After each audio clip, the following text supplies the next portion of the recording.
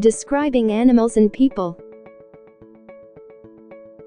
Here are some words which help us to say something about the animals and people below. That is, describe them.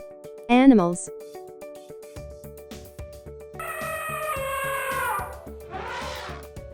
Elephants are huge.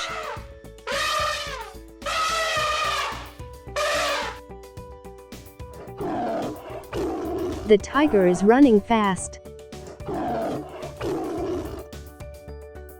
People.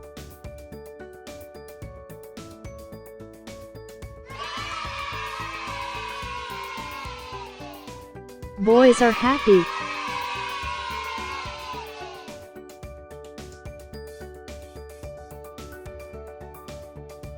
The girl is short.